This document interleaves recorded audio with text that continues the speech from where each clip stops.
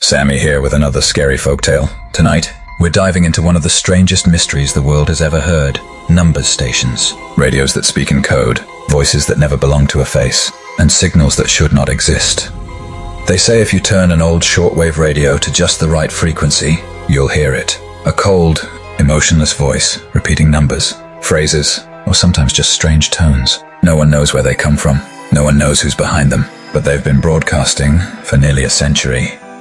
The first reports came during the Cold War. Soldiers stationed overseas, truck drivers on long routes, even children playing with their father's radios. The stories were always the same. A faint signal would cut through the static. And then, a voice, calm, steady, sometimes sounding like a machine, other times like a young child reciting numbers in endless sequence. 1, 7, 4, pause, 8, 9, 3, pause, over and over, sometimes for hours.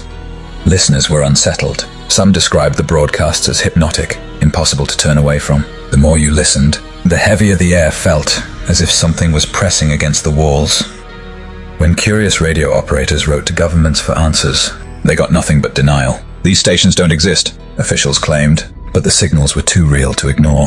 Recordings surfaced in the 1970s, dozens of tapes collected by hobbyists around the world, each with the same unnerving pattern. Numbers, tones, sometimes music, always on hidden frequencies. And yet, no official explanation ever came. To this day, no country has admitted running them. But the story doesn't end with strange voices. People who listened too long began to experience something darker.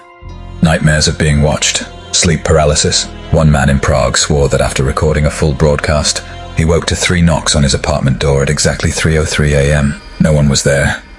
Another listener, a college student in Canada, reported hearing her own name whispered between the sequences. Weeks later, she vanished. Her radio was still on, tuned to static. The connection? No one could prove it. But the pattern was always the same. Listen long enough, and something begins to notice you. Researchers digging into archives eventually linked numbers stations to espionage. CIA and MI6 documents, later declassified, revealed that spies once used shortwave broadcasts to receive coded orders. It made sense. Numbers were safe, untraceable, and could be sent worldwide. But here's the problem. Many stations continued long after the Cold War ended, and some signals don't match any known intelligence codes. One in particular, nicknamed the Swedish Rhapsody, sounded like a child's voice reciting numbers over music from a music box. But analysis revealed it wasn't a real child at all. It was synthetic, and it dated back to the 1960s, decades before modern voice synthesis existed. Shortwave hobbyists kept recording, and some of what they captured was beyond explanation.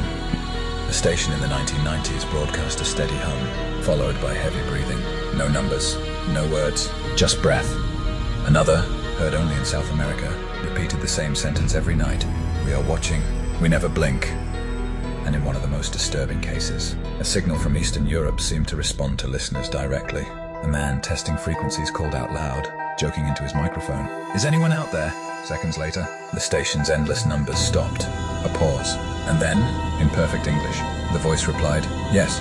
The broadcast never returned again.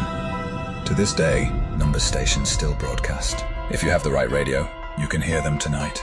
A child's voice counting endlessly. A machine-like whisper cutting through the static. Signals from nowhere, meant for no one. Or perhaps, meant for you. What are they? Spy codes? Military experiments? Or something far older using our technology to speak? No one knows. But maybe the lesson is this. Some signals aren't meant to be decoded. Because once you listen, you may realize something is listening back.